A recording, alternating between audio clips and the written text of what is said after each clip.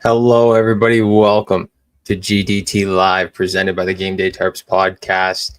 First off, we want to thank those of you who did show up this afternoon earlier at 2 p.m. Eastern, 11 a.m. Pacific, expecting Johnny Lazarus on today. StreamYard kind of just bent us a little bit and said, nope, you're not going live today. There was a Google Cloud issue. Obviously, it's all fixed now, but yeah, we apologize. We are in talk with Johnny. We have set up another episode with Johnny Lazarus for sometime next week. So keep an eye out for that. But as of right now, Colton and I, we're going to be talking a little Game 4, Oilers and Panthers, little pregame show action. Colton, how excited for this one are you? I'm excited. I think it's a big game, right? Like, this is one that we said it last game. Edmonton's got to do something, right? And this is the game that they got to get it back.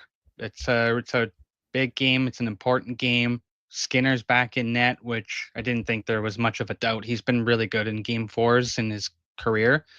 Overall, though, it's going to be, I think it's going to be the make or break game of the entire series. Sorry, I almost coughed there.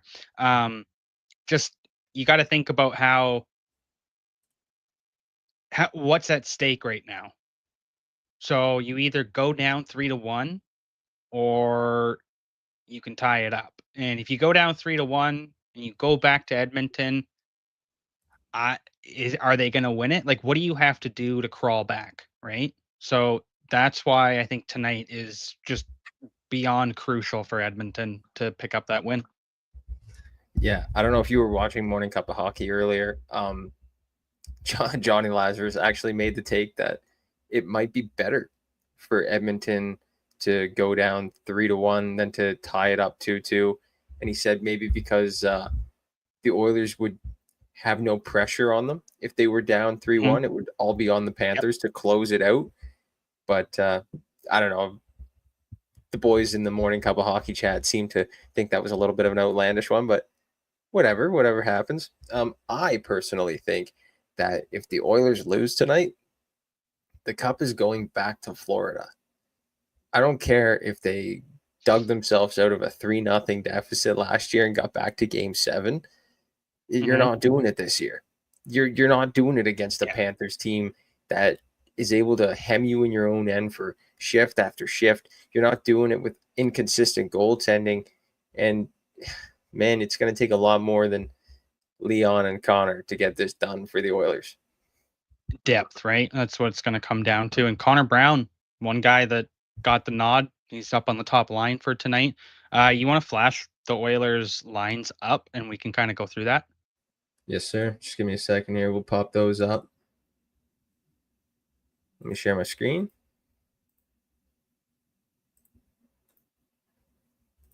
All right, yeah, you can see those there. Floating. Yeah. So, yeah, Nuge, McDavid, Brown, Kane, Draisaitl, Kapanen. You guys can read them all. Skinner's back in the lineup. Corey Perry gets bumped down to that fourth line. I mean, they're just kind of shuffling everything at this rate, it seems, of course. Yeah, I think it's tough. Stetter's back in, so. The goalies, Skinner is starting tonight. Yeah, Stetcher's in tonight on the back end. That's a big one here. I just don't see anything really coming from these lineup changes. If I'm Chris Knobloch, I might be trying to stir the pot, stir something and get something cooking. But like I said, I think it's really up to the big voice in the locker room. And the big voice in the locker room, as everyone knows, is Connor McDavid. And if the Oilers are going to get something cooking, it's going to be from Connor McDavid. So I think that's the biggest one here.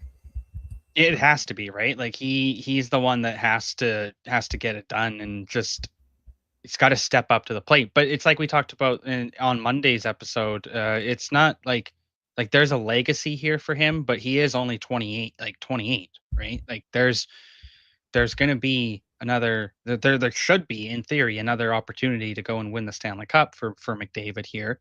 But for him to do it this year, I think is so important because you also look back at the statistics that are out there about guys like Crosby and Gretzky who lost it in their first year entering the Stanley Cup final, then won it the following season.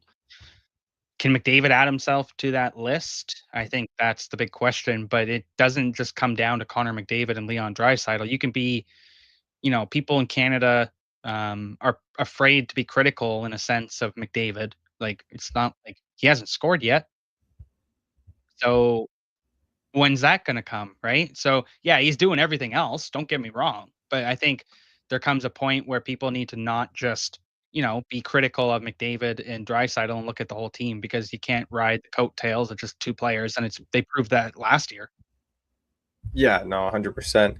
I think the biggest thing too for me is if the Florida Panthers kind of get or let the Oilers' antics get to them. It didn't last time at all. And I wonder if either team is going to kind of come out with a different game style tonight, maybe a little bit more aggressive or a little bit more, as Brad Marchand would like to say back in the 2010s, a little bit more ratty. But we'll see. I think it'll be tough for me. I don't think Florida's going to try and like really lay into any of Edmonton's antics here. They did a really good job of turning away from everything. And I mean, Jonah Gadjevich, you saw him beat the nails off of, was it Nurse? Yeah. Yeah. So, I mean, obviously, if the Oilers do try anything, the Panthers have the bodies to stop it and put an end to it pretty quickly. But let's quickly, let's get a first goal scorer. I love throwing some money on some first goal scorer bets sometimes. So Yeah. why don't we do a little first goal scorer? Who do you got? I'd say honestly, I would say for Edmonton, I'll go Connor Brown just because he's playing on the first line. For Florida, first goal scorer, I'll go.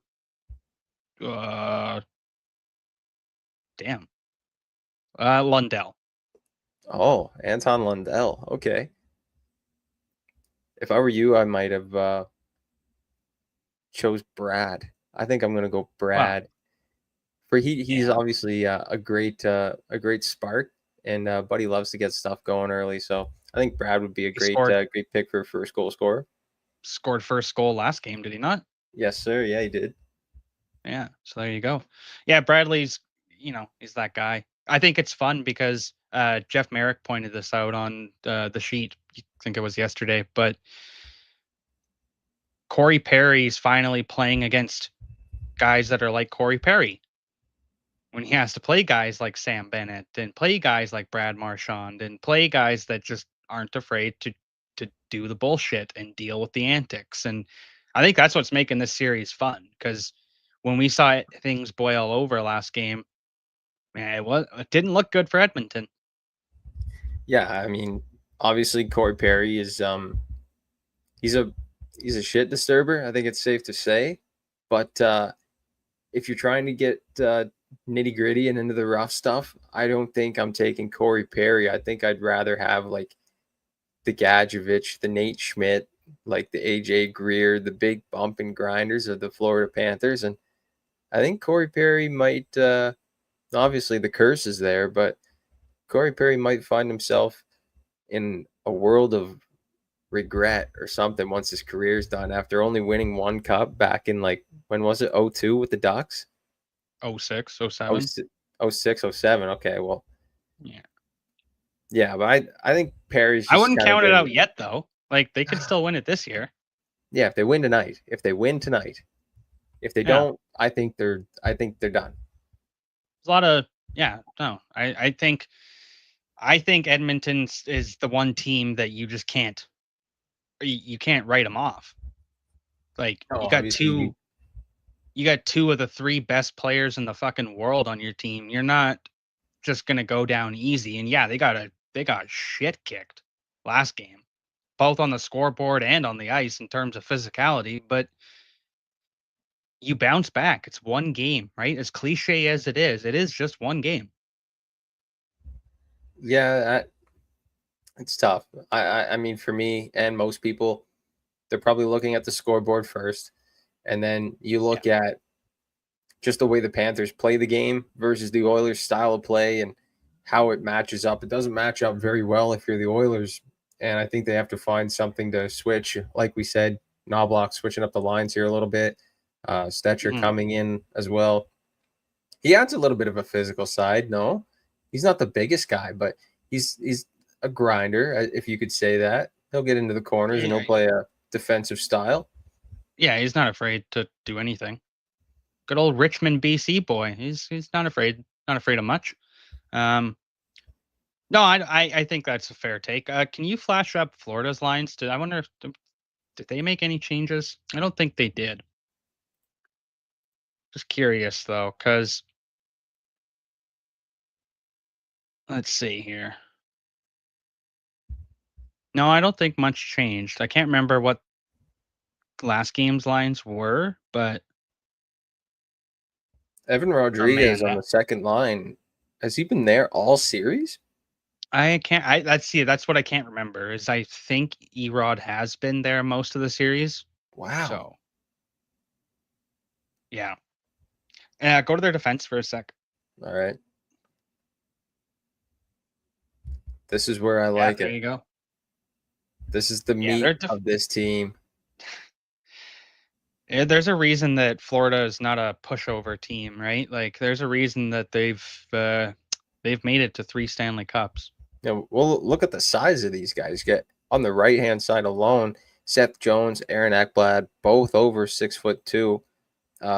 Mikkola, he's 6'6". Schmidt, he's a big boy, not a small guy. And Forsling, no, Schmidt has dad strength. Yeah, Schmidt's just you don't want to get in his way. He's a beast. And yeah, Kulikov. These power plays too, obviously. I think I'll flash the Edmonton one up again and we can kind of go over the power plays a little bit because I think in this game, crucial are the special teams. Because if Edmonton doesn't convert, there goes like a good 30% of their offensive scoring chances, I think. Yeah, that's fair. And Matthew Tkachuk obviously has been playing injured this whole series too, this whole playoffs. Right? When does Matthew Tkachuk not play injured in the playoffs? Yeah, that's true. It's a good way to look at it. He's a warrior. So this power play is deadly. You don't really want to give them a chance. No, I'll flash the Edmonton up here. The Edmonton power play up just for a second.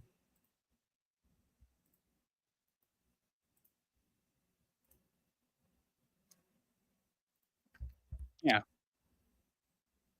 Yeah. See, the unit is the second unit compared to Florida's second unit is just crazy.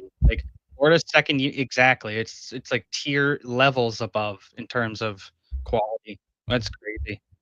Kane's not bad. Skinner's not. I don't know. Skinner scored his first playoff goal this year. Yeah, well, I mean, it's his first playoffs, so we got to cut the guy some slack. Okay, my bad. Guy's never been in the playoffs until for half your career. Yeah, Buffalo and Carolina. He was a GOAT when he was with Carolina, but whatever. Things happen. I don't know. You need a big game out of McDavid, out of your captain tonight. I think that's obvious for everybody that's going to pay attention tonight. Just watch Connor McDavid. But Florida's done a good job at just, keeping him down. Think about the Ekblad hit the other night, too. Blew him up a little bit. Not even blow him up, but caught him. McDavid stumbled, etc. It was a big hit when it went fast, but when you kind of looked at it in slow-mo, it wasn't that big of a hit. But they're all over him. It was a pretty solid hit, I'll say that. Yeah. He knocked him right off stride. McDavid was going, and when McDavid's going, he's on a mission, and it was almost like running into a brick wall and Aaron Ekblad in that hit. Yeah, I wonder why Aaron Ekblad's so strong, hey? Yeah, there's not a reason for that, is there? No. Dad strength? Has he been eating too much peanut butter lately? I wonder It's why got to be. Aranek It's got Club to is be so the dad strong. strength, like Nate Schmidt. Hmm. Yeah, totally. Love Aranek Blood, by the way. So, just for the record. But yeah, I don't know. I think tonight's game is a game where maybe we see a little more superstar power in the sense that we're going to see some more goal scorers from some bigger names. And if you want, flash up, you can flash up my bet from Bet365 for tonight's game. I have a little something cooked up that actually follows along perfectly with the superstars. That is not a superstar, but that is Connor Brown. That's your other bet. That's my other bet. But There's the Connor first Brown to one. score anytime goal. Here's the first one, though. Connor McDavid to score a goal, Barkov to score a goal, and then over 5.5, because I don't see this game not being a goal scoring, feast again. So What? I, You what, think?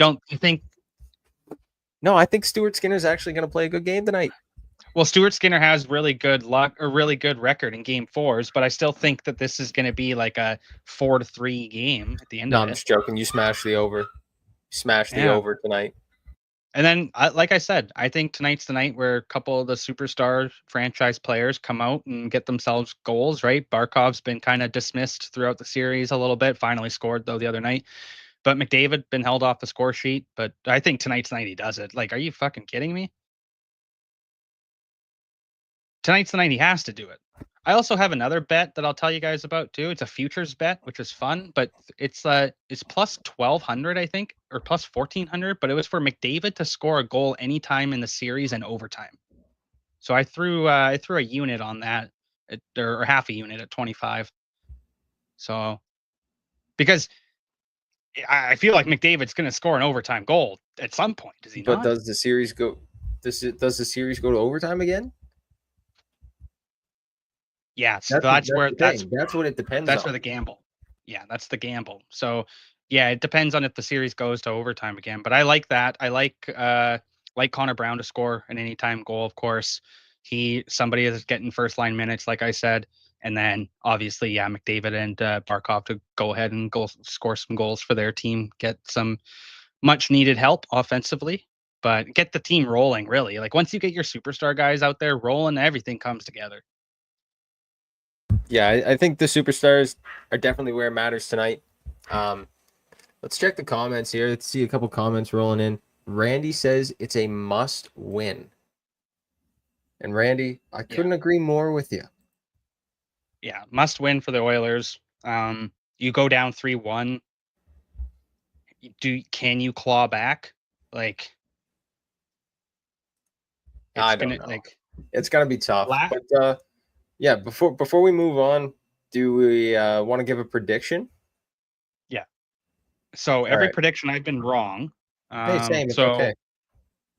so I said over 5.5 goals. So I'm gonna say it's a 5-4 game in overtime. I'm saying tonight's gonna go to. I think tonight will go to overtime. Do you get your Connor McDavid in overtime bet then I as get well? I get my McDavid overtime bet Because plus then the everything anytime goal. hits. Yeah. Your Barkov probably like buries one. McDavid will bury one, and then he'll bury the overtime one. So both your bets will hit. Yeah. So Bingo. fun. Bingo. Yeah. Yeah. What about you? Okay, so I got 5-4 overtime Oilers. What about you? You I've been kind of have wrong. to go with Florida, I guess, but I've been wrong every single time. Let's go. I also think it's going to be a goal fest here tonight. yeah. Probably a 5-3 Panthers win. I'm going to go with Eetu Luostarinen, game winner. All right. I like that. Lost-Ryan. That's a good one, honestly. That's a good one. What did you while we kind of get off the topic of Edmonton and Florida, even though puck drop is a couple hours away. Not even a couple hours. Yeah, just over a couple hours. What did you make of the Chris Kreider trade? Well, that's the thing I wanted to touch on. The Chris Kreider Yeah. trade to me was kind of weird. I didn't really understand it. Came out last night that they were probably pursuing that trade, and the prospect in return was going to be Carey Terrance. Yeah. Don't get me wrong. Terrence is a great young player, but Yeah, I just don't see where the trade value lines up here. I know it was Terrence and a third for Kreider and a fourth, was it not? I believe that was the official trade. Yeah. Yeah, I just don't see where the Rangers really benefit from that, other if they're just trying to move cap space. Yeah, Hmm. straight cap dump, Randy says. Yeah, exactly. I think Yeah. so, but like, yeah. I mean, Terrence, like I said, great young player, played at the World Juniors this year for USA. Got a long reach, long left-handed stick. Plays a lot like a Dylan Larkin kind of almost. I like his game. I like his game. Not a bad move. I just didn't really understand it other than for cap reasons.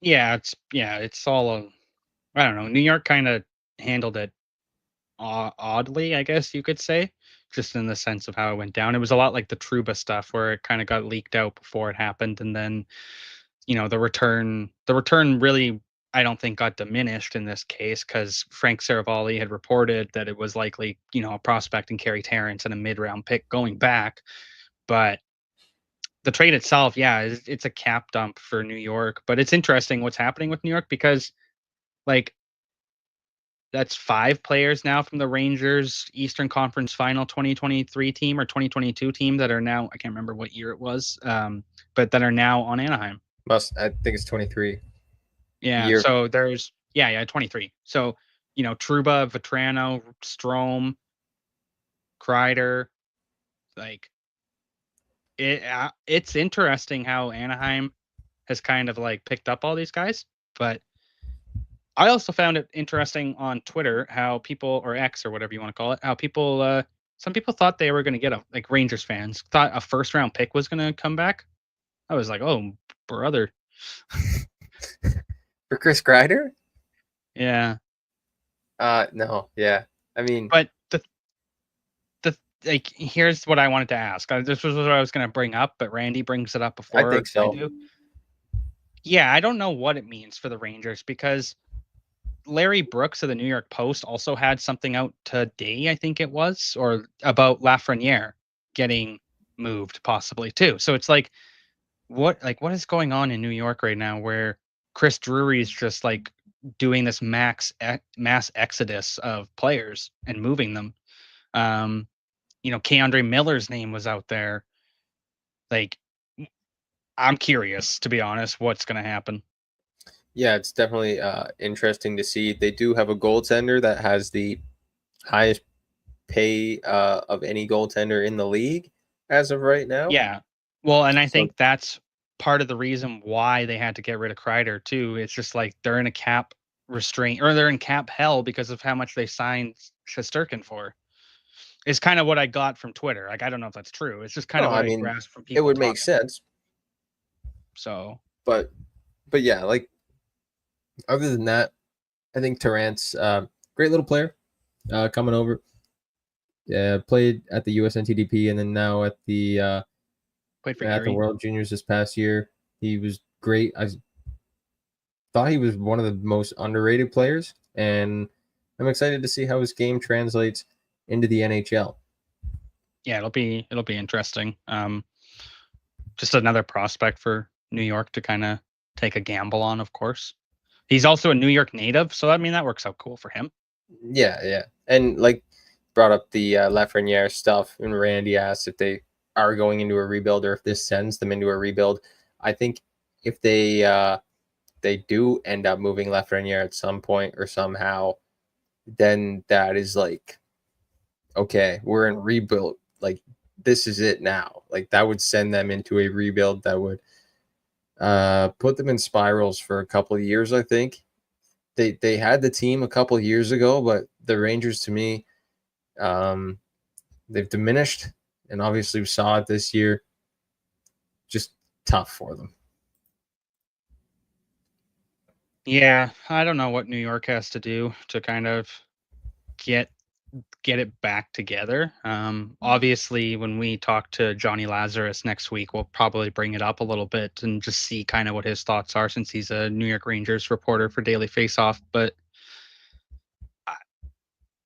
It's interesting because if they, yeah, you're right. If they move on from Lafreniere or they move on from Keandre Miller or anyone else kind of gets moved out, then they are committing to what it appears to be a rebuild. Yeah, But can't see anything other yeah, than that happening in New York. They haven't had one for a while, and that might be the best thing for them, to be honest. yeah, I mean, we'll see. It's New York after all. It's the Rangers after all. Like you never know what could happen. I was just thinking about this as Randy typed it. So, like he said, Miller's gone, but it was more this comment actually. But yeah, like they could go in for a big, like if you go and attract somebody. I don't know. I think when we get Johnny Lazarus on, we'll talk to him a little bit more about it. He's more in tune with the Rangers organization, understands it a bit more. But from an outsider perspective, moving on from Kreider is neat. That's all I'll say. Seemed like a Yeah, heart and soul of the team. he was the heart and soul of the team. I think a lot of fans loved him. Yeah. There's a lot of people around the league that might not have been the biggest fans of Kreider, especially some certain people from the province of Quebec Right. after that 2014 Eastern Conference Final Game 1. But that's a story for another time. Colton, Yeah. anything else you wanted to allude on before we go here and get the people set for Game 4? No, I think we touched on kind of everything for today, Kreider. We touched on Game 4 stuff that we wanted to kind of bring up. Touched on the bets for today. I think, yeah, no, I think we're good. We'll be live tomorrow. We will have Austin Elliott to the London Knights on, if all goes to plan, of course. So that is the plan just right now. So we'll be live tomorrow at 11 a.m. Pacific time, 2 p.m. Eastern, with Austin Elliott from the London Knights. Yeah, fellas, we thank you for tuning in again. Obviously, this morning we had some technical difficulties. StreamYard or Google Cloud actually decided to have a total system shutdown, and StreamYard, along with thousands of other applications and websites, were disabled. But now we're able to go live again. And Randy, we'll see you tomorrow. We thank you to the rest of you watching today. This has been GDT Live. We'll see you back tomorrow, 2 p.m. and 11 a.m. Pacific.